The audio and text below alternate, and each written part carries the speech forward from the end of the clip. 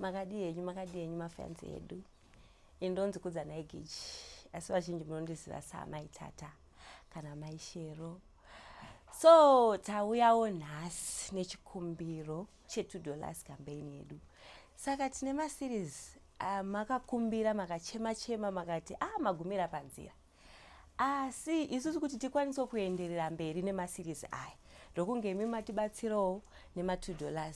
Izvo tirikugadzira imwe inonzi Chishamiso. Aiwa iwoyo mutakunanzva. And tikukumbirawo zveshuwa kuti muite sei mumwe nemumwe wenyu neuwandu wenyu makaunza $2 wayo aiwa togona kubikira even more.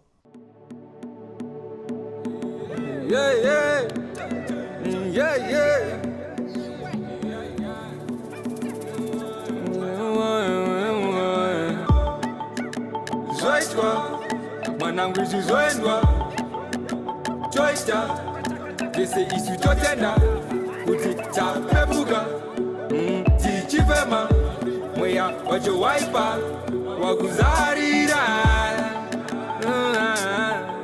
watenderera mweya wamomotera.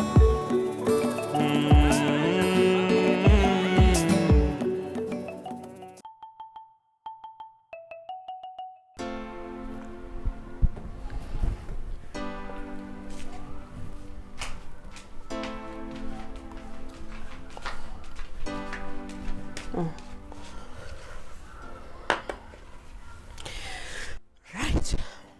Gentlemen, I believe you're the ones trusted to get the information that I have. Fiona, just get straight to business. And what is this information you have and how is it of use to the Chika brothers?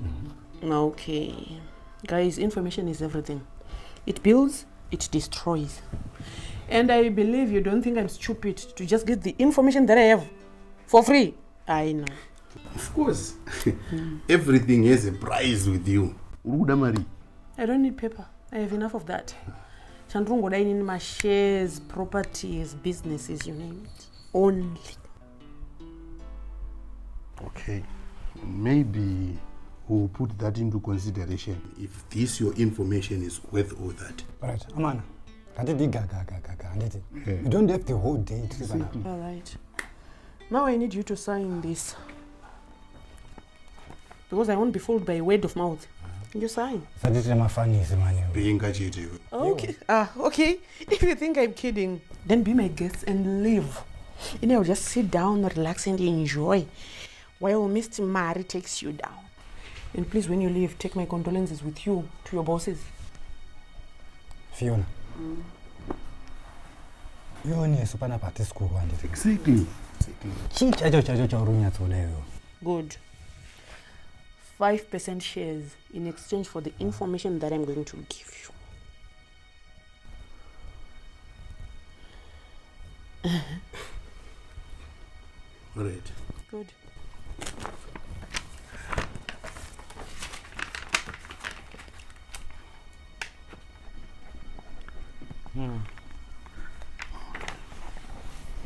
Now talk and chitaura zvine musoro manje. Okay. Now the story goes like, there is a spy within your claim and wants to take that claim down. Mistake yavakaita manje ndeyekutumira mwana wavo kumutemesa front mwana womukomana. So you see, this is our only opportunity to take the claim right from their hands. And if we play our cards very well, Mr. Mari won't see this coming, I tell you. Fiona, you proved yourself useful. Keep the information coming, and you will be rewarded. Generously. I don't need rewards. No, I don't need rewards. My shares. Simple.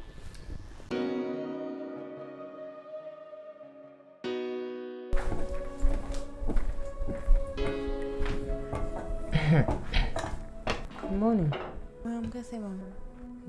Can I make you something to eat? No, thank you. Yeah, Mom. Nanchi kumbira kuti ndikudze kuti ndotangere ma online lessons ai kana zvichiita. Oh yeah, sure. Waifana wakatotanga kudhara. You know, if I let you do that, Daniel will be very proud of me. You can use the house Wi-Fi. And see, unogona kushandisa computer. Yeah. Use the house computer in there. Thank you, Mr. Chishamiso. And see, you are aware of our security here. So don't try anything silly like trying to escape. Okay? Yeah, because if you do that, I will track you down myself. And when I find, I'll definitely find you. And there will be hell to pay.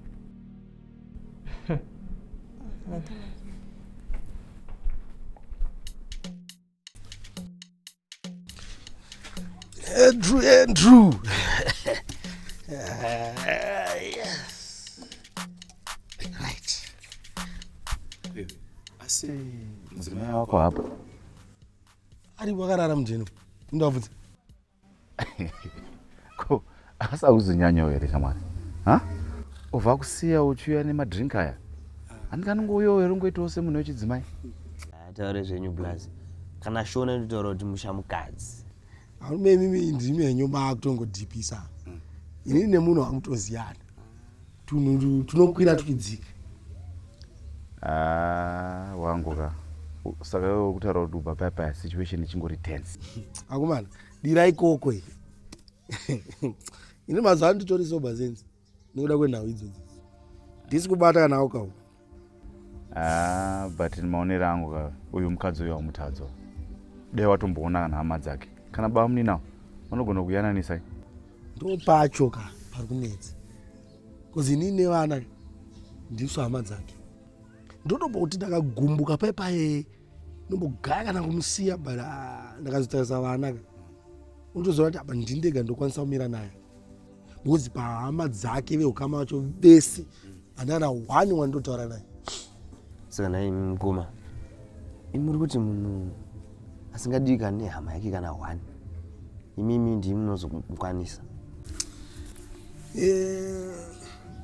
majeri benzi ake but ndomuda munhu unoziva tisitega tiri two takakwanisa kunzwisisa kuti rudo only love inokunda zvese pane dzimwe nyaya dzaakandibudira pachena ukafunga life yake kumba kwavo hama dzake ndakambozvifunga musoro wangu unondomutemba saka apa pakaipapa but you don't you think she just needs to set herself free from whatever that happened to her? My guy, easier said than done. Pakaipa kari kufiwa pakadhiringi kacho saka naingoma panyaya yegraft ndototanga rini kuiwe uchagarire zvako wotouya handizvokari baje munhu ngauye unogona kutotanga kana next week yatiri kutobata iyoyo munhu kubasa kounozwira uchibatei pamavana plus I was thinking uyu anongoya semunhu munyowani timuziye timona kuti vakomana vanoshanda sei ipapo wataura because anogona kuzongojoiniswa kaipapapa madhiri nevakomana avo unobirwa nehama kudaro engo aiwakanda inokotaura memangoreva izvo ndo zvanongoita saka pabhoka apakomana inini ndochigona hangu kuenda but dai mandiperekedza tangonorova one black label Andrew enda kumba unonge wakutoenda nachenjo uyu ameno inini hangu unomutengera hwani ukurumidza kudzoka shamani makuru anhu maitira sepwere musara muchireva dzenyu dzemasobets shama akusuda kudokerwa anoona dzenya mwana ari kunetsa pasocial media asiri kuwanikwa akusuda kudokerwa mazano ndokurumidza kudzoka zuva risati ranyora makuru wani iri bhohari handipedzise zvangu ndiri ndega. That bully wife of yours threatening me and you're telling me to calm down. Do you even hear yourself speak, Simon? Fiona, would you please just sit down so that we can talk like adults? That's what you want to say, and it. You know what? I'm tired of you, Simon. And let me tell you something. I'm going to overthrow that wife of yours. I'm telling you this. Utoseka, it's like some kind of a joke. Put your wife in her lane. And please, tame that stray dog of yours. Enough! Stop your blabbering. Did you not know I was married? Did I not take you off the streets? I will not listen to you belittling my wife. Know your place, Fiona. Do you understand? And,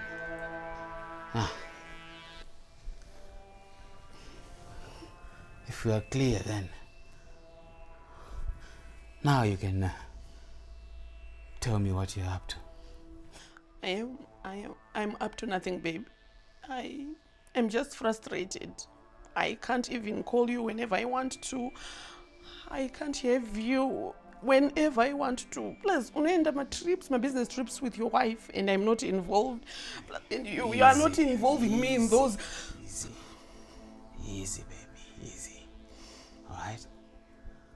It's not like I don't care. It's not like I don't want to involve you. All right? I want us to start on our own. Huh? But that can't happen in a day, baby. Threats mean nothing. She wouldn't dare. That I will make sure of. Huh? Good girl. Now, why don't I buy you a plane ticket to Victoria Falls for a month-long holiday there? Yeah. Trying to get rid of me, huh? Why? Why, when I will be following you? Oh, you'll follow me? Of course. And we need time to ourselves, don't we? That's good. Yes.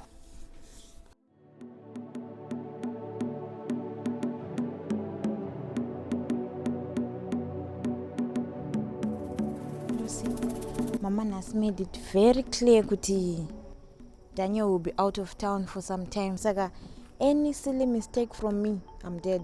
Zaka, it's getting serious. Apena ndinotomborarawo ndichifunga kuti toita sei. Apo nyaya Eddie yakangostika. Hapana na plan ere, cause nento chokwadi ndadaenda kumba kwedini. I can even help you. Pano, they train one to be loyal and to be their puppets. I'm sure sooner or later their maids will tell them. And isusu beside kwedu hatitorina time. So inini zvandakuita ndakukumbira Auntie Beth mota yavo manheru ndokuisa kubhuti tobuda. Manje nemakamera zesa. Don't worry about that. When Daniel used to sneak me in, I figured all the camera positions. Since you're using his old bedroom, it's an advantage for us. Ndatizobatwa ere pamota apa because ndinotaura chokwadi ka Lucy handisikuda zvokubatwa kuti tiurayiwe panapa. Chishamiso, don't be slow, okay? Handiti tikashandisa mota yavo yepanapa, it won't be traceable. You've been through a lot. You of all people should know that you can come out of this one. Sorry Lucy, but inini I'm also trying here. I'm also trying. Handisitomboda kuti titobatwa. Pane munhu ari kuvhura dhoni mukati. Havasi auntie ere. Unongoudza kuti tandichita malessons. Handiti ndine manotsi. Watongwara kapano. You know, I've tried to figure out this family, but I came close to nothing. But your basa rako unomboziva kuti riri very risky. But chimbondiudza. Pana Eddie na Daniel unombonyatsodani chezvo. Everything I'm doing it for Eddie. Doesn't that prove my love for him? And do you know that Daniel anogona kutosungwa in all this? But Eddie comes first. But unomboona kuti Eddie na Daniel vantange mukoma nemunin'ina. Moyo yavo yakaita kunaka zvisingaite. Izvozvo zvimoyo wangu kurwadza kubva pakaenda Daniel. Maybe he must be worried about me. Chishamiso, I see your growing feelings for Daniel. Lucy, no. I just like him. He's just like a brother that I never had. Chishamiso, don't get attached to people, okay?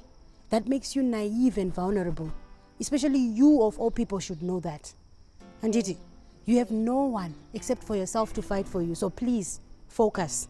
I know. But anyways, mangwana please sadzoke futi panapa. Because tikangobatwa chete tikurambo chiuya panapa. Tinopinda mamawani. Wanzo?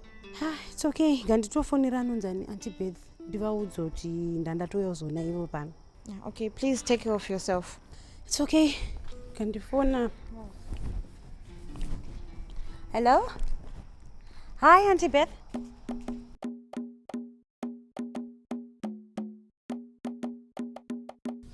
Ya, pakaipa. Kuna manje. Amsana wabikana nazi. Kondati handisobikere. Chii chandakabata ichi? Nachitongovhunza wenu.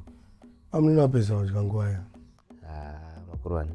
Siya maiguru aite zvaone time yawo. Munetswa nei? Ya. Mukoma. Tomagarira mwita pano pambayo. Mninyini.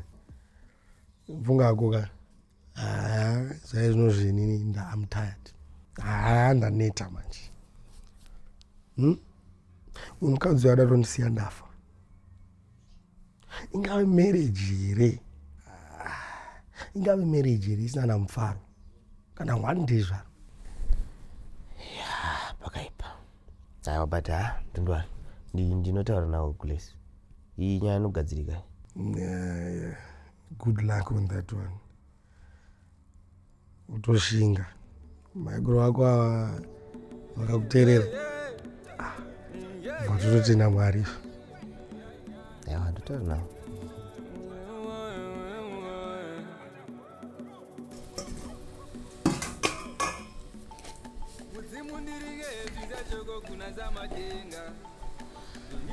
Pane chamanguriri bana. Aiwa. Ndatoya kuzokubatsira zvangu iwe mukadzi. Sure here. Aiwa jokes. Izvi ubika ndizvenyu izvo mukadzi izvi. Plus ndakanzwa nazvo kaizvi maini nenyu pangari kunoka.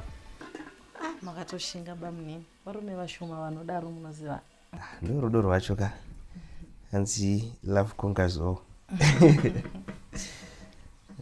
Kulezi ndanzwa namukoma vari kuti hamuswirana. Chii chikunetsa? Mukoma wenyu ndo problem. Havasi kubva mumadresi. Inini kusatorwara cheko chaiko ka midzimu yangu iri kundichengetedza bamunini. Pakaipa. Kozi mukoma vatsanangurira vanga vachiita as if imimi ndinitorine problem. Munoti papi pacho pangu vachakuudzai zvemadresi zvavo zvavanoita. Obviously vanotoshatisa zita rangu inini. Imi mambozvibvunzo here kuti sei ndichiita zvandinoita bamunini. Ya pakaipa. Saka namaiguru. Hazvigonere kuti timbogara pasi tese totaura nyaya dzacho. Bamunini. Papi pacho pamuchatora rutivi rwangu inini here. Obviously muchange muri kusaidi kwemukoma wenyu. Aiwa hazvidanzwa maiguru. Chakaipa. Chinokotaura sezvachiri. Asi zvokuti mudigara tomatare pasina kana hama yangu ka hazvigone bamunini. Panotodo paine hama yangu. Munotozondita murora akaipa nekuti panenge pasino wanenge akamira nini. Saka gulesi tiita kupaita sei? Because life yamurarama pano pambaka. Nakunaka. Zvatita kutoita nenda kutofonera tete vangu vouya. Tete vangu kana vakauya votigarisa pasi nyaya yacho itaurwa. Kwete kuti yongotaurwa panesu isusu chete pachedu.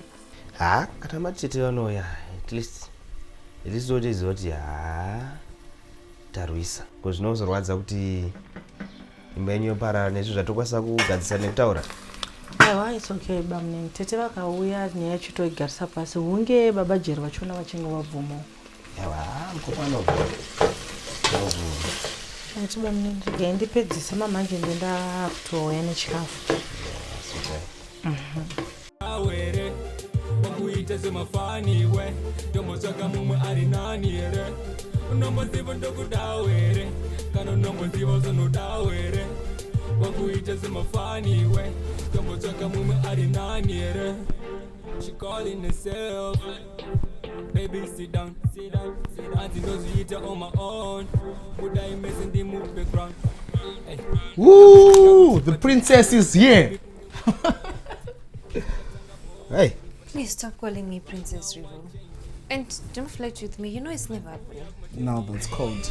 Is that you being rejected, Rivo? Man. What's up, brother, man? Hey, honey, what's up? What you doing here? Am I not allowed to be here, Beauty? I mean, you hate me, right? Out. I'm the only one who wants you around. Oh, come on. Anyways, what are you drinking these days? No, there will be no drinking. We are not, no, because we are staying clear of that. Staying clear of it. I'm gonna plant your vessel. No, Revel. No, because he will be mad. Daniel will be very, very upset. Listen now, brother, man. Just this once. At least I'm with you guys, not with some strangers. Look here, BT. Just a little, for us to cool off. Okay, just a little bit. Just a little bit. You have to promise. You will have to promise. Promise. Yeah? Promise. Yeah. Please don't tell Daniel, please. Mm-hmm.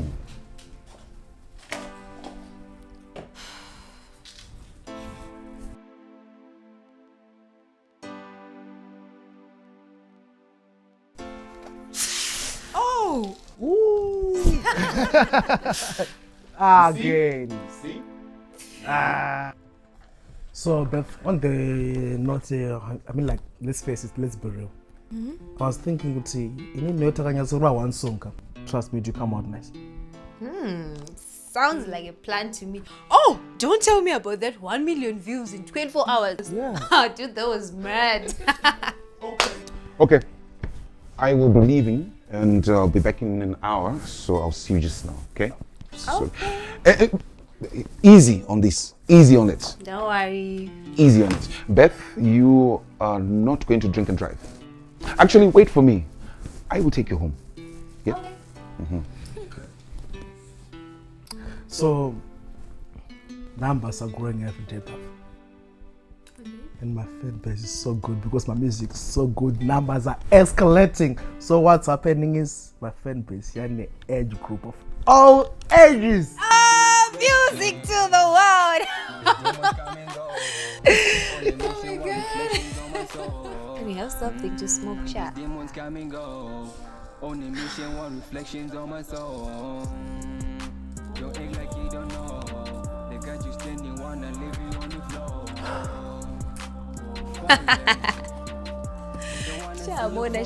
I need to smoke like. Shut up. These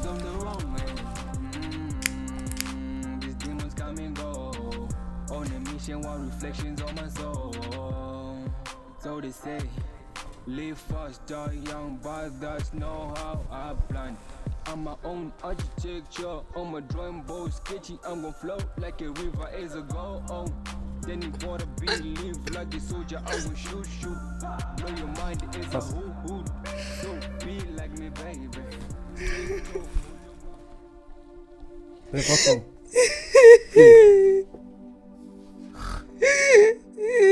Stop being dramatic, man. Chill. Tired. No, don't want to see you. Come on.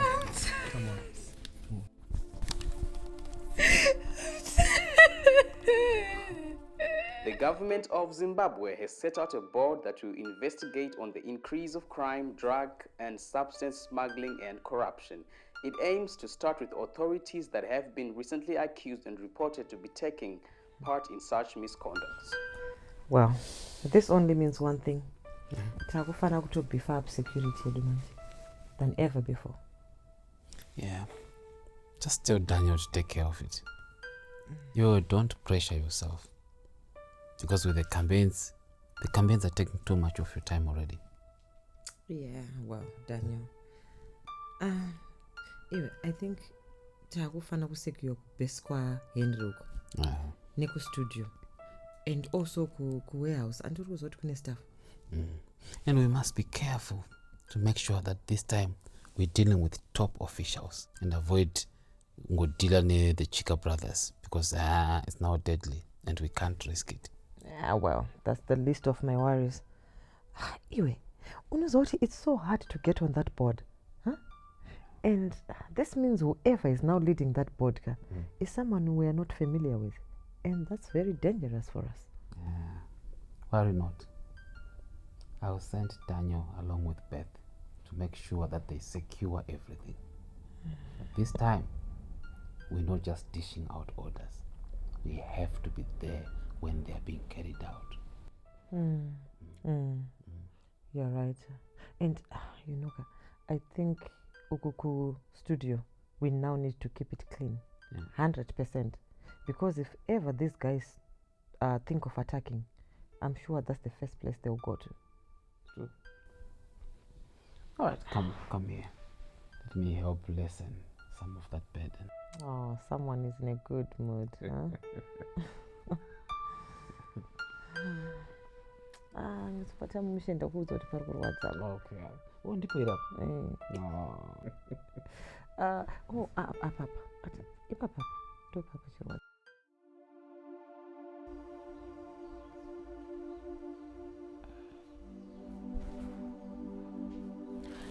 Hello tete muri sei?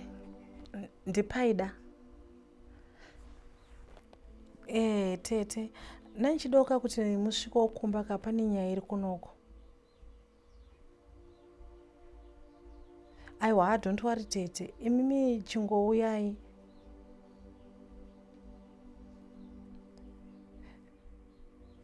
Tete nokuti pane nyaya iri kunoko handiti. Saka ivo vaida kundigarisa dare kutaura neni. Asi ini ndakati hazviite kuti vataure neni kana pasino hama yangu inenge iripo.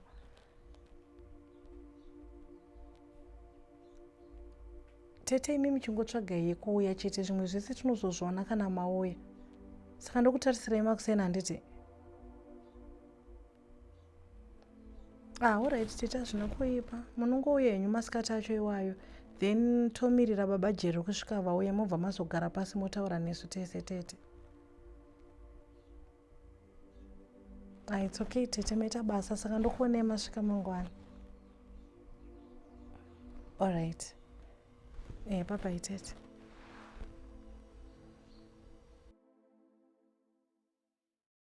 Thought I'd find you here. What's up? Are you okay? Yeah, I'm fine, man.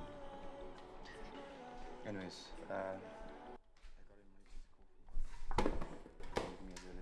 Did you hear? Tabit. What are you saying, dude? This is like... Look at Dakwa again. When exactly is Have you been drinking? Iwe. Dr. Wako hana kukudzera kuti uregedze zvokunwa izvozvo after your episodes. What episodes? The ones that you and your wife caused. You're now concerned.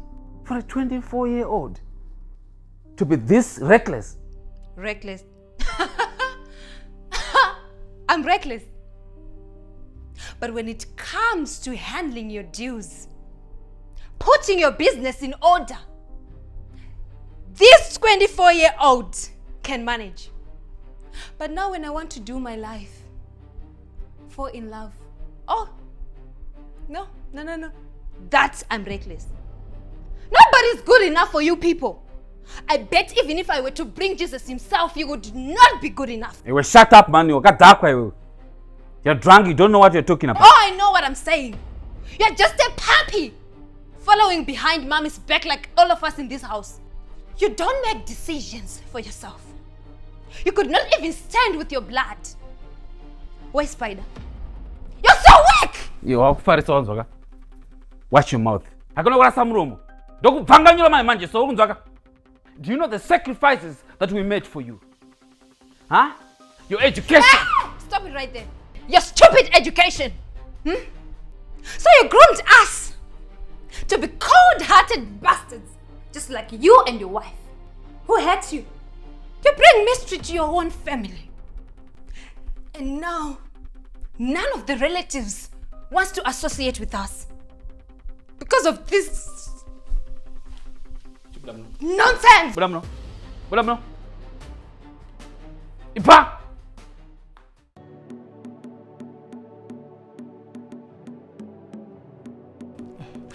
Makasimba here vatete. Ndiripo hangu paida mwana njodzi yangu akadiko. Ndiripo hangu intete. Ko kuri sei kumba? Mafamba zvakanaka here kuya kuno? Kumba kuri nani zvako. Ameno kuri sei kunoko? Kuno kuti tiri kungoraramawo. Asi paida usadaro. Hapasi pane kana 3 to 4 years usina kana kunditsvaga zvako. Busy chete nebasa tete. Asina ndichauya kumba. Busy yei. Yekuti unotadza kana kuisa message zvayo paida. Iwo usi munhu anogara kure stereki kanini. Kakushaya kana one day rekuti unongouya uzoti tete makadii.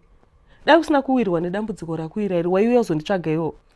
Ipapo pakapotseka tete. Nanchitokumbira uregerero vatete. Aiwa anga pagadziriswa. Hazvimbonakidza kuti vanhu vanokutsvaga kana vawirwa nedambudziko. Pamunenge muchiwirirana paipe zvinhu chikufambirai haumbozivi kuti una tete.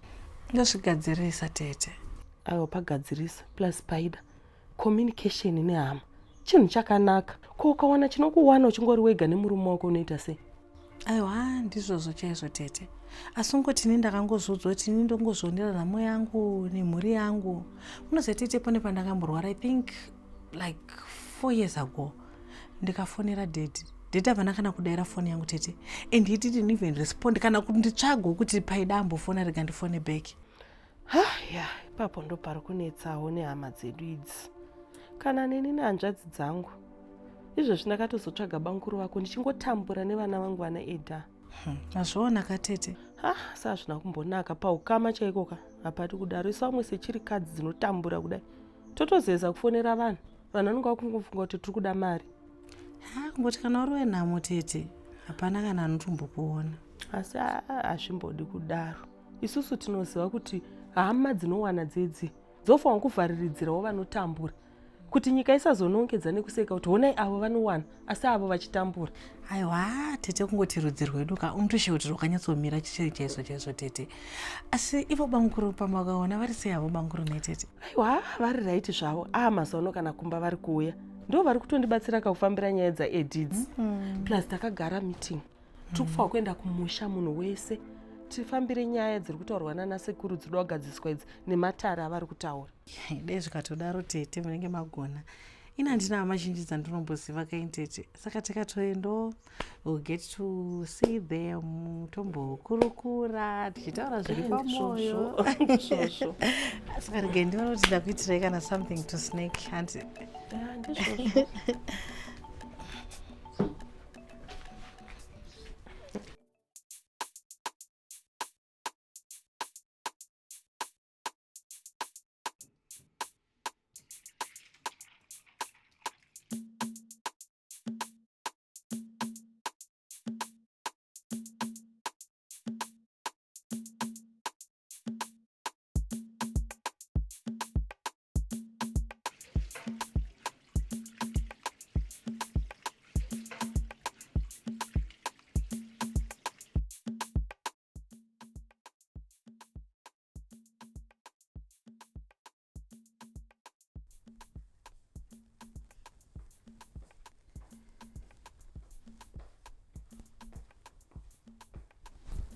Eliza.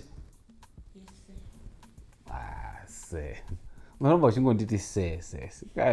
Ikandakudza what a long time ago. Don't worry about being formal. Your family, Eliza. Okay, se. Kungoti zvinhu zvandatongojaira wangu. Okay, anyway, I'm sure wanzwa outburst yaitwa na Beth. So ndadango kubvunza kuti iwewe une here shamwari dzake dzaunoziva dzaari kutamba nadzo mazuva ano, kana kuti pane here shamwari dzake dzinombouya pano tisipo isu kuzomuona dzingava dzichimufurira kuita behavior yakaita saiyoyo? Kutaura chokwadi kase, shamwari yaBeth has been always Daniel. Hakuna kana mumwe munhu wandinomboona achiuya pano, but maybe Lucy. But Lucy kugowiriranawo zvavo since Lucy girlfriend kaya Dan. Yeah, nokuti that was out of character. Asiri yeBeth wandinoziva.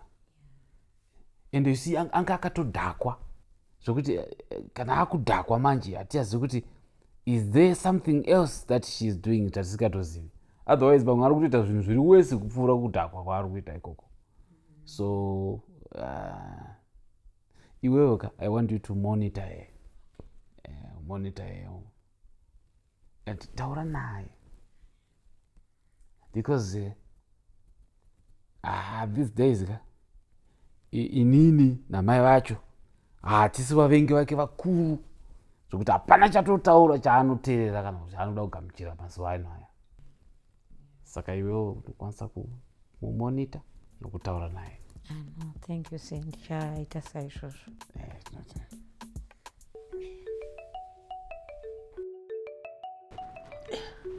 Mainini ndauya ka kwakanaka here kwamakabva maita kundifonera kuti tete huyai?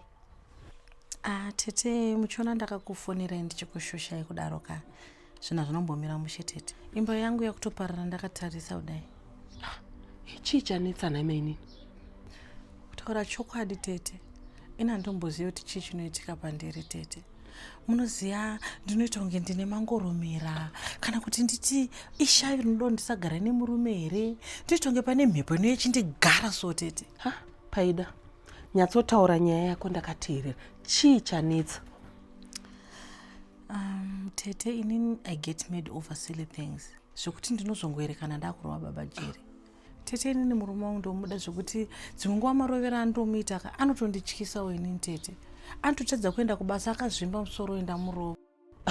Naiwe Paida, zvawatoipa iwe. Iwe unomboziva kuti varume ipwere vanoda kutorezwa sevachechi. Ukasadaro murume anoenda Paida. Tete, munoziva ka kana akada kundiguma ndisingatode ndinenge ndisingadi. Asi musi wandee ndichida inini ka ndopandokubvuma kuti andiguma. Hede, aiya, mwana hanzvadzi yangu. Iwe unomboziva here kuti vakadzi takarorerwa zvinhu tu chete, kubereka vana nekufadza varume vedu.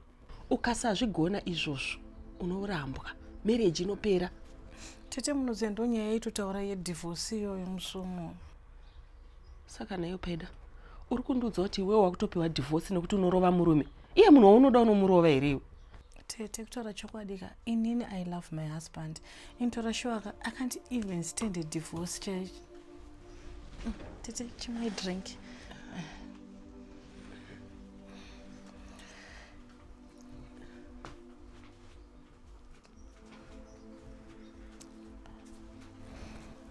Bamnini.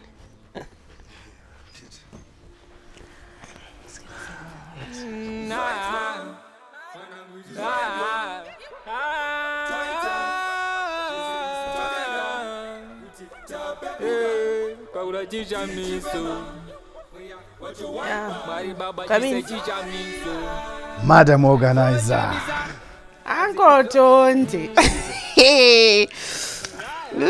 Yeah. Museko Uncle Tonti.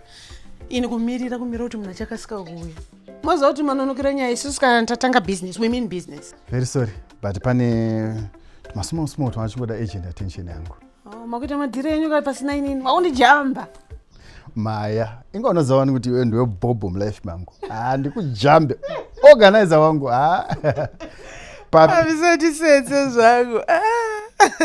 Sasa iseko mari yako. Mari ndo pasina imbo atimbomira nyaya dzemari idzi dzanditi. Tell me, makazodiko ni mudzimai nyamukuta, mudzimai anosvarisa uya. Mwazomwana? Almost. Anowanika, don't worry. Manje asoda kutora nguva yakawandisa manje. Zvida kungonzi gagaga zvoitwa. Atozopesana tasungiswa nemunhu anenge asoza zvaari kuita. Yeah, true. But tiri ipapo ka ndandifunga kuti ko tikatsvaga vechechi yedu yechipostori, that way tinoita profit yakawanda manje. Yeah, kuna vanhu vanganiko. Mwana wese anoenda kupostori ndati. Kune over 3 million members. Sure. 3 million. Anamvera ndambofunga nezvazvo. I think it's a good idea. Saka nyamukuta takati tompa mari. Yeah, tiri ipapo sekuru. Pana nyamukuta apa. Mfungo wangu ngoro kuti tikatora munhu wechikuru, mukadzi wechikuru yachemberi, isazade zvakawanda. Wokuti angonongoda kana pekugara nechekudya. Done. Singazotinetsi. Don't worry. Munhu akadaro ndomwana. Nditori wandinaye in mind. Yeah, asanomoziva the drill. Kudzikamisa hana, kutsitsa hana, tsikama kutaura kuita kushoma. Ndizvo. Sanchira. Good.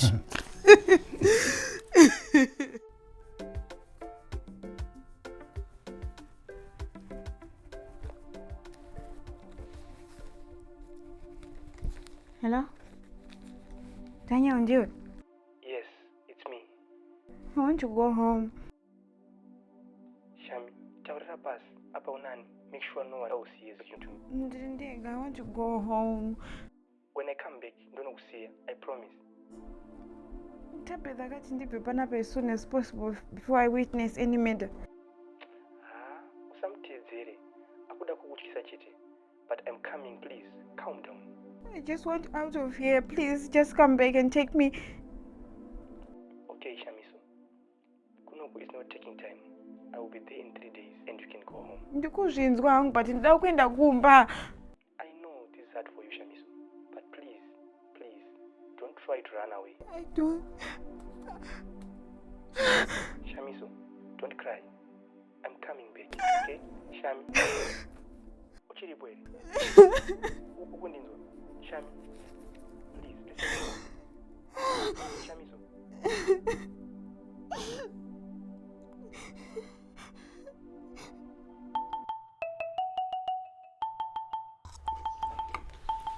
Kwakadiko neama munhu. Ndekunoka nemuseyamo. Kwaime muri seiko mumasango mune muri? Masango tiringorwisana nawo.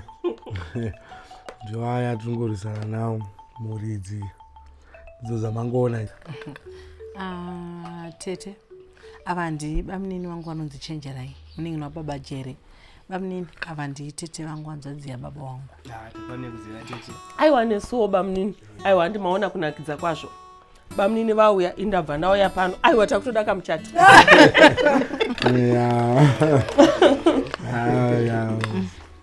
Vari sei kwana Edhi naite? Zvakaoma bamnini. Maizongonzwa kuti tete vakafutsirwa vari vapenyu. Kone ina tete. Chicha chaitika. Ko Edhi akatizirwa kane kamusikana kane 16 years. Kakangonhongana nako kupati. Asikangane pamwiri. Asi asingazivi kuti ndepani kwakutizirawo kuna Edhi. Naitete. Edhi anga asiri kuchikoro here. Angatopedza zvechikoro anga akutotizirwa nemukadzi. Anga ari kuchikoro achitori mu3rd year paUniversity of Zimbabwe. Saka apa vari kugara kupi? Ndoimwe nyaya iri kunditemesa musoro iyo mainini. Musikana yakandigira minyama yega yega pamba pangu. Akangotiza. Atinombogara naye mazuva akawanda isu. Kwakungotiza apa achirwara. Pasina mazuva mangani Edhi kwakusungwa nemapurisa. Hanzi ari kuita zvemadrugs. Yo. Kusvo zvakaoma naitete. Saka musikana wacho hanzi aripi? Hatitozivi. Asi makuhwa ari kuti mupenyu. Hameno kwaari kugara. Mukomana kuchikoro manje. Mambodzifambira nyaya dzadzo tabuda. Angoriko kumapurisa ikoko. Asi totasirwa kuti anogonobuda manje. Sekuru vake vakamutsvagira lawyer. Kana zvane lawyer at least zviri nani. Kwainini honai ndakuchiwanzawo nyaya dzisinei nemi. Bamnini muchindoona ndauya kudai. Ndine zvanoda kumbotaura nemi. Muri pamwe chete namainini. Maijeri vakandifonera vakati tete svikai kuno. Pane nyaya dziri kunetsa pakati penyu imimi vaviri imimi. Chii chiri kunetsa? Maita zvakanaka ipapo tete mawe. Muchiona ini namaijeri ava hatisi kugarisana zvakanaka. Maijeri ava vadi kundiona kana ndakamira nemukadzi mumwe chete womuraini munomu zvake. Vakazanetsana naye. Naiwe maijeri muzukuru. Ndozvazvinoitwa here? Iwewe unofanwa kukwadzana nekuwirirana nevanhu vawakagarisana navo munharaunda. Iwewe ukawirwa nedambudziko ndo vanotanga kukubatsira. Isuwe ukama tinozouya wabatsirwa kare. Hazvina kunaka kuswera uchinetsana nevanhu vemuraini. Handiti kuti unzi munhu hunhu pavanhu muzukuru wangu. Dzidza kugarisana nevamwe zvakanaka iwe. Baba Jeri, hagona kutaura chokwadi. Sei uchinyepa iwewe? Vakadzi here kana kuti miranda wekubhawa. Teteka, rege ndiyatsokukuudza inini muzukuru wenyu andibofa ndakakunyeperai. Tete, Baba Jeri ava vane musikana vanodana naye wekubhawa anonzi Miranda ava. Makuseni ega hapana zuva randisingabate foni yavo ndisingaoni vachitaura nevasikana. Vanomukira kutaura nevasikana inge vasikana vacho vekubhawa tete. Mukavaona vasikana avo tsvina dzega. Tete inini kusarwara kana kusaita siki chaichai ndimwari uyu. Aiwa. Maijeri muzukuru. Iwewe wirirana nevanhu handiti. Bamnini. Rega ndibvenda pajekesa apa. Imimi chii chamunenge muchitaura nemukadzi wemaraini zvekuita 1 hour chaizvo. Mimi muchinyanyotaurei? Hazvina kunaka izvozvo. Iwe Maijeri, siyana nezvekunetsana nevanhu. Unotsingwa muzukuru. Vanhu vashata mazuva ano. Vanhu vari kuroya. Ndazvinzwa tete. Iyi nyaya iyi handichada kuifambira pano zvekare. Musandideidzere futi nyaya iyi mazvinzwa. Gadzirisanai muri 2. Wiriranai sezvamaita pakutanga muchangotanga kuroorana. Handiti Bamunini? Wangu tete tapanzwa. Chimwe chinhu Bamunini. Ameno kana mukanditenderawo. Ndanchikumbirawo kumboenda namai Jerry. Tiende kumusha, pane nyaya dzatoda kumbonogadzirisana nababa vake. Hapana hapo chakashata tete. Munoenda. Asi muzongoramba muchivatsiura. Aiwa ndinovatsiura, aiwa maita basi. Asiwo imimi nyaya idzi dzevanhu vekubhawa idzi handichada kudzinzwa futi Bamunini. Tiri kunzwanana? Tete ipapo itai kuti taurai zviri specific Miranda. Zvapera. Tete mukamona Miranda wacho here? Tsvina yani iyoyo? Munhu anozora zvinhu zveredhi mushoti musikana werudzi yeye. Zvapera maini, tatopedza nyaya idzi handiti. Zvadzatopera idzi. Titorei kachikafu mudye. Mukona tete. Mai Jerry. Chiko.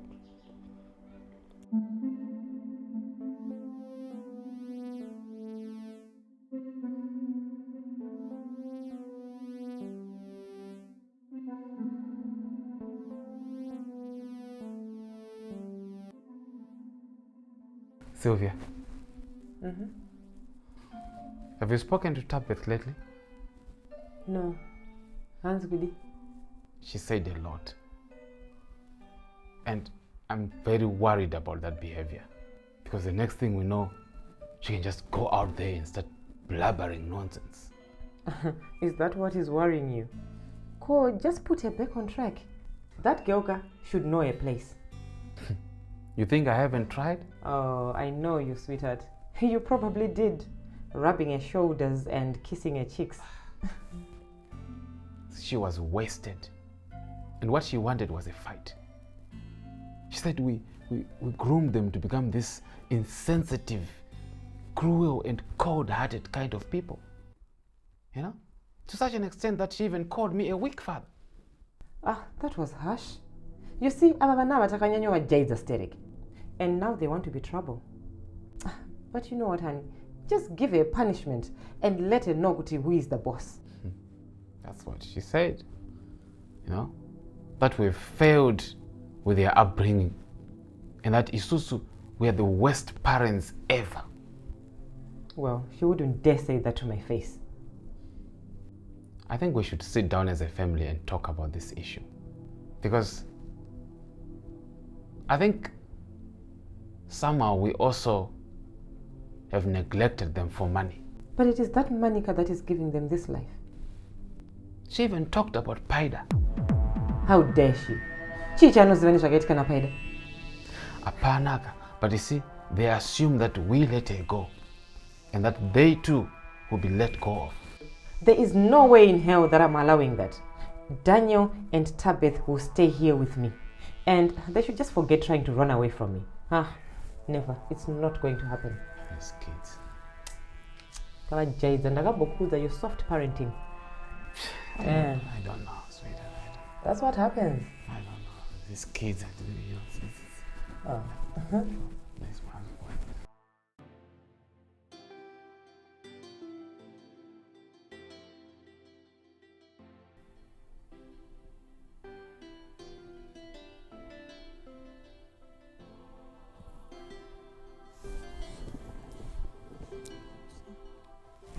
Hello? Hello, it's Chishamiso. The new okay? No one. Okay, so our plan is about to work out. You don't pack anything. So, Ruenas. No, but I'm thinking tomorrow if Beth gives me a car. Mama Marikubuda, so is it more safe kuti chitize vasibu? Wakabudarini. That would work, right? Maneru kana kuti mangwana. Okay. Alright, ndokwana wawe. Iwewe vakangobuda cheto ubwandipati. Iribo.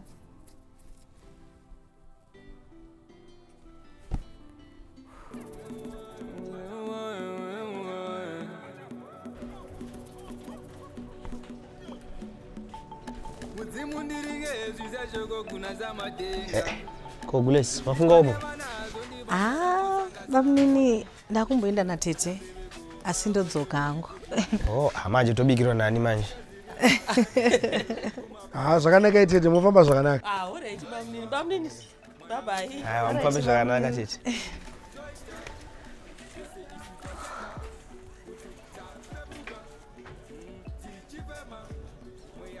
Saka blazi kule sutobayero. Maya. Varikuenda kumusha kwavanzi kune matara ari kwere. Ndana baba wacho saka tito wacho vatondikumbira. Oh, all right.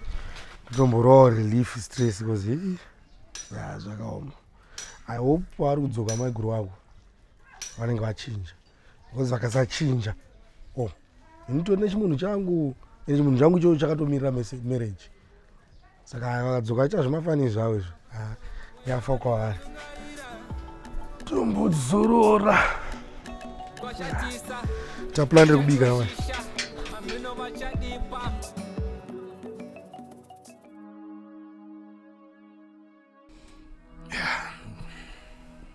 Maybe you would like this news better, but we found a base, the Henry base. And with the new board coming in, I think that should be our first target. So do you think we will get all the answers we need? We should be able to form up a plan before we strike. But I want to Jay, this whole thing is taking us time. We have a lot to do now. Yeah, but it's even getting better. This new vodka, I believe in it. I believe in it so much. And about Eddie. What about him? Any news yet?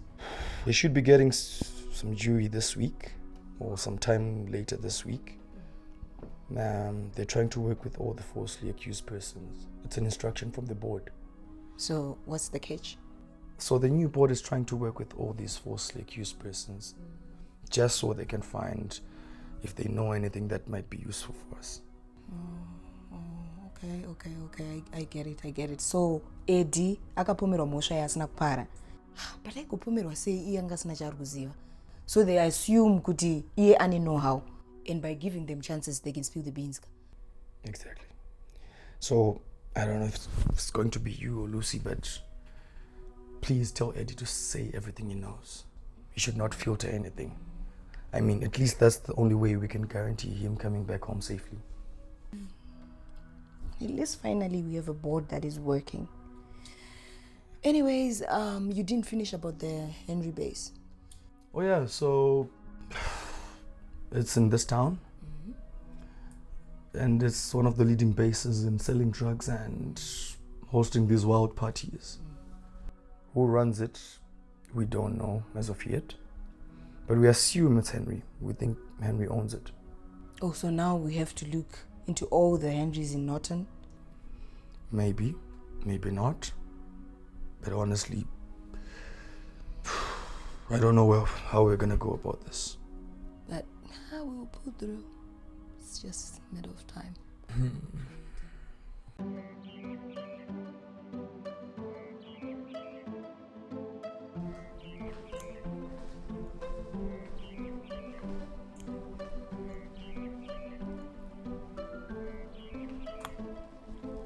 Kasi nasamusi kuti kwazisa. Morning. Is that what I taught you on how to greet people, Beth? Inguva idzi uchiri kuitei panapa? It's 11. I'm here. And where was I supposed to be? You know what? I don't care about your little heartbreak with that church boy. It was bound to happen anyway. Iwe, did I not assign you to go to the warehouse and wait for those boys until they finish doubling up our security to your satisfaction? Don't waste my time, okay? I need that warehouse secured. And I'm not about to lose money because of your stupid heartbreak. Oh, help me God. So munongofunga chete mimi imari. You don't even give a damn about how I feel. What I'm going through, Mom. It has always been you. It is you and it all. I will not be disrespected in my own house. Then I don't mind moving out. That's what I want. Mom, please, just let me. Hey, nothing like that is happening. Don't even think to cross that line. Now, like me, dust yourself up, pull up your socks, and get moving.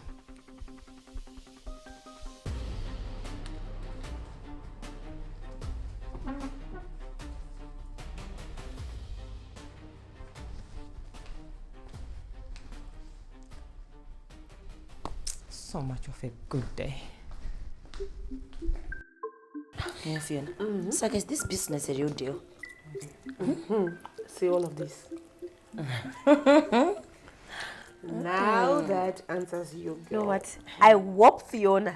I hope this time this business is gonna work better than the Kwagogo. Bye. Don't worry, don't worry. It's just name of the famba so. And I don't vunza name Hey! Yeah. And I trust you are a powerful Juamri too. There's a sense and I say more focus on my babies. Right? Okay. So my babies as you teach months ago. Yeah, maybe just get the babies, then I'll take care of the rest. So it doesn't matter to this one and yeah, baba mongo kwadza ngbaroma kufamba umo. Anditi atidozopesera tamjeri ninyedzo. And ruva ratongoti buritsira ka cash because Madhiri akada haridi pasina mari papo ipapo. Don't worry. Mari inobuda ipapo, but I suggest you guys you split. Moita msangana pano nepapa. Aiwa how manje. Aiwa unozoti Dhiri akadai karunda tifamba tese tichitsana so. Aiwa wonaka. Iwewe ndinoti wondere kumasowe kumachechi. Then this one opinda mu community. Muka split kudaro muka divide. Mari inobva yawanda. The mastermind. Say that again. Then listen to this. Right now ndoda to munyanya concentrate on grade 2, a boy and a girl. Yeah, 3 years and below. Then my expenses yenyu, I'll cover that. No phone here, I'm more sure.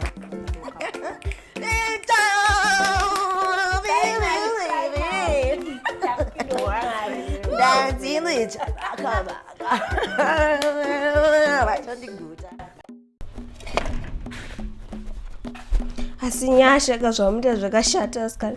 Izvi ndazuka maplitesi apa padze nekuwanda kwangati kwangogara pafoni papo uchinyepo kuita zvimabhuku. Aiwa unongocomplaina every day. Kucomplaina kupi? Iwe panoita basa rese imba munomuti wanabhu complain. Basa rese ripa ndakuudza kuti wandibatsira ukati hanziwa kumboita zvimabhuku just because takuvhura. But hapana chowatoita ungori pasocial. Saka chichi kuti ndakuudza that vachitora chifoni. Warowe.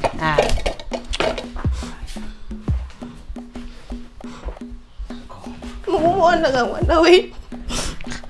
Chemi, warowere. Aiwa. Saka imi masikane mimi munogara muchida kungorwa ndi?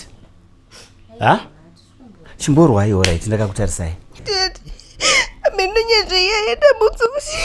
Ndibatsira kusuka maplate. Akatanzi ndine kuti ndiweke pataneka ngori pafoni. Chitora ichifoni chake ichocho. Ubvite zvimanamba zvimafriends ako mufoni wadondherera manje. Deji zvenyu mukunyeperwa yenyu. Ndachitoresearcha zvangu kuti ndachionawo headline ichi. Tarisa. Ini news the online dzinondibwera kunyeba. Is this true? Ichokwadi Deji. I-online news day kairi. Havangambonyepi Deji. Plus futi nemakomenti akuita vanhu ka. I don't think so. Dai zvadaro ka. Habva ngobvisa nechi old board chacha because board rari yaka.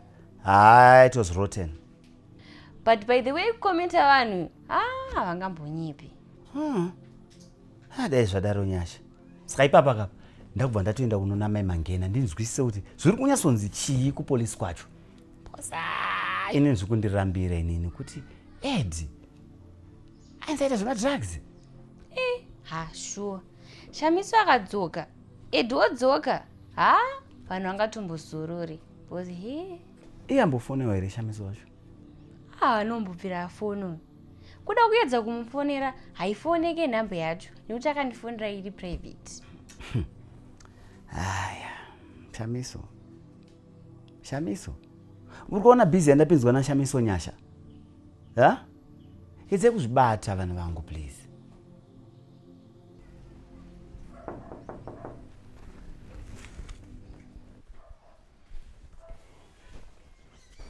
Makadizvi. Uripo? Right. Ndipo panogara Sebron sekuru vaShamiso. Ndipo nditidva kuti mama ati kudi. Ndiani yacho? Lois, kwana. Pinda irenyu. Pindai. Tingawanewo pekugara. Garai. Kutaura nemi. Pamusoro makadini. Tiripo makadini. Tiripo. Ndinouya nePrivate Investigators Union. Ndanga ndichida kutaurawo nemi. Okay. Kwakanaka. Aiwa, kwakanaka. I'm sure you are aware of Eddie and Eddie's arrest and Chishamiso's disappearance. Yes, I'm aware of all that. Yeah, for the two to have happened simultaneously, it cannot be a coincidence, and we are getting to the bottom of it. Please tell me, Chishamiso achawanika and Eddie is not guilty, and because we've exhausted all the strength. Chipinda maoffice, apana office asinopinda ninyaya dzaEddie naChishamiso asi zvakaoma. Maoffice acho ese ari kungotungamidza mari pamberi.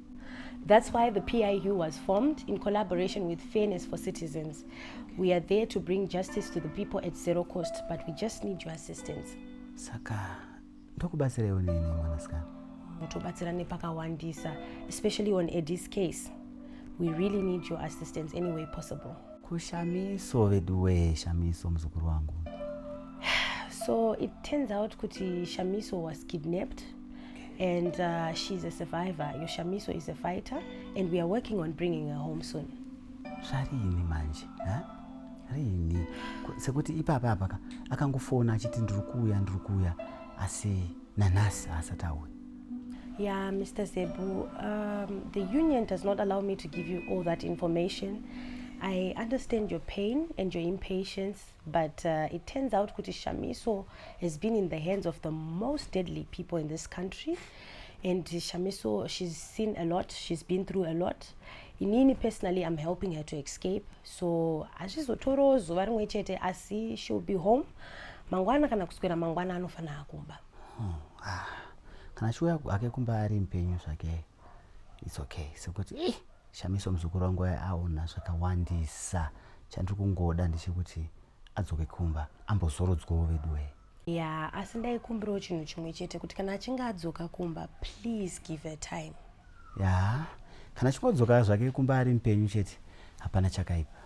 Well, like I've said before, Chishamiso has seen a lot and she's a witness to a lot of things. So we want to protect her and protect her identity so she's safe at all cost. So, zvichireva kuti izvo Chishamiso is still at risk, Andrea? Very much at risk, especially if they find out that she has escaped. They might send some people after her before she gives out the information that she has. Meaning, akuta kufana kutoburitswa muno munotoni? Yeah, for now, zvaigona kumbobatsira until everything settles down. And then you can bring her back. But imimi se guardian yake, you have to make sure that she does not go out alone and she's not alone, and also that she does not talk about what she saw. Meaning, takutofana kungorarama as usual, as if nothing bad happened, and? Yeah, and ndaikumbirisawo kuti musamubvunze zvakaitika or anything that might trigger her, because right now she is so fragile than before. So please give her time to process everything that has happened. Kana zvaitokwanisa mungadai mamutsvagira therapist. Saka therapist andokwanisa kutomubatsira chaizvo. Yeah, because she can help her to acknowledge what she's been through, what she's seen, and also anoita kuti anzwisise process yekuheala from whatever she's gone through.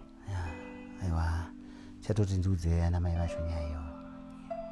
Okay. Aiwa, pakanaka. Saka yaEddie ndo yakuda kutoti ndo yakuda kuchigadziriswa manje. yaEddie yatozopindurwa neFFC new board. Okay. Aiwa, pakanaka mwanasikana.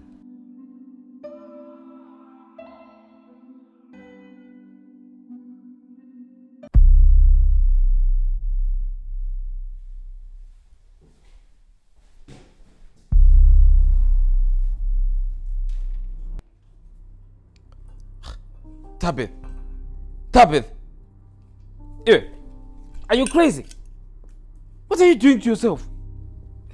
Huh? I want out! I want out of this business and this family too.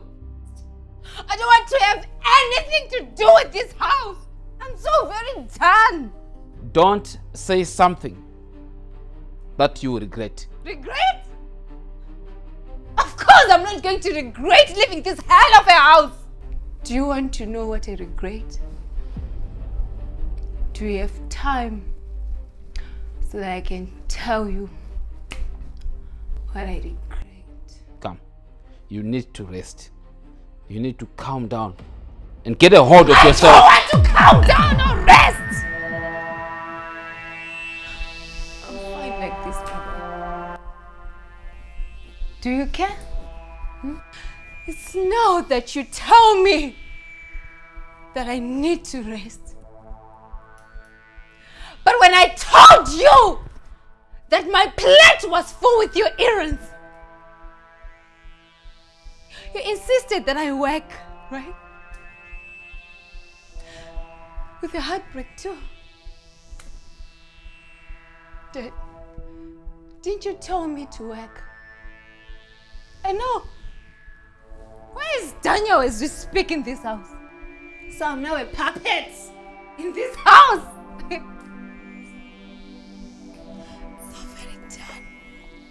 Hey, vibe. Leave me alone.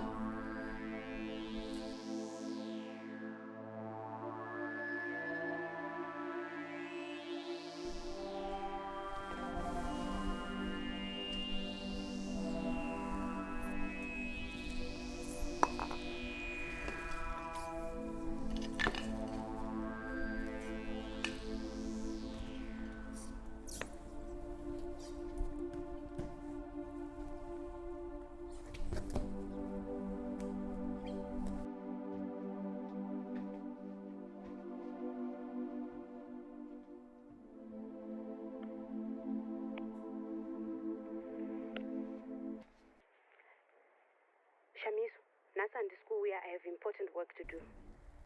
Manaka, inini kuziva chokwadi handichada zvepanapa inini. Mr. Mari vabuda ende mama havapo. Saka it's kuti ndo time yacho nekubuda iyoyi. Manje I'm traveling out of town and I'm coming back tomorrow. Alright, ukatongouya unobva tongopfuurira kuya kuno because mama ari kubuda I think for 3 days. Yeah, good then. Ndouya. Tabitha ufa? Has she been home? Tabitha, don't worry about her. Akutoita zvekutukana nevabereki zvake yakutange munhu anopenga. Okay, Shami, don't worry. Ndouya, then we get you out. Alright. Bye. Good day, Nat. So the brothers have agreed on your 5% share at the claim. Oh, good. Thank you guys. I am Makagone. Yeah. So, Fiona, so do you have answers why they sent Daniel alone? Overconfidence zvadzinoita. Novimba nemunhu hysteric ndozvokuitika ipapo. Because we also want to make sure that when we get hold of him, a backup team. No worries. I'm sure dayanga nayo mungadai makutoziva kuti ndiani now. Yeah. That answers it. So, Fiona, the Chika brothers have sent their request to you. And what might that be? Okay. So they know that where you are involved in sex trafficking of young boys and girls, and they want to merge with you. And if I say no? Fiona, I don't think you have much of an option here. What if we tell your lover boy that you are a snitch? You all don't dare. Muneyeka, I could believe it. Why? Mune under proof first. You guys who's in charge of that sex trafficking business. I am not believe it, right? But you what tarisa so? You don't get mazedi we are fools. Or maybe what if we tell Goles? How is she going to take it knowing that you snitched on her son? Paka 5% share. A claim that is originally yes. Wangu, the Chika brothers have the cards now. Either you comply or you are doomed. So I worry. You sons of hell. Get out. Then no. Kula down. Tichatonzwa kubva kwauri ndokunge wasurvivor iwewe Mr. Mari the legend. Okay, we can merge in the sex trafficking business. Maziya, ndakambonzwa kuti wewe you are a hard nut to crack. Apo unotokwatawo zvako business mari zvekutodaro baba wako.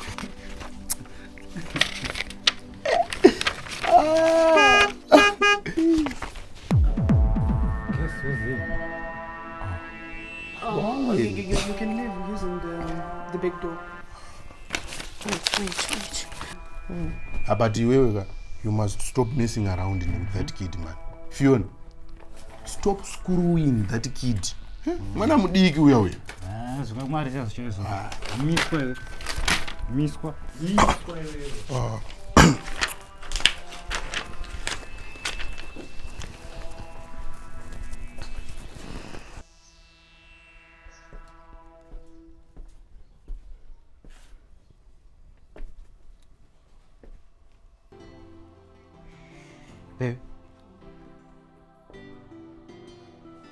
Baby, are you okay? I am. You look like you've received bad news. Do I really look that bad? Well, I'd had to admit it, but yes. You know, I just drove here without even knowing where I was driving to. Were you running away from someone? No. You know, just some family issues that I wouldn't want to bother you with. Good thing you are here. Let me help you forget all those family troubles. I knew I'd come to the right place. Come with me. Zoitwa, mwanangu zizoendwa. Choita, dese isu chotenda. Kuti chapepuka, tichivema. Mweya wacho waipa, wakuzarira. Watenderera.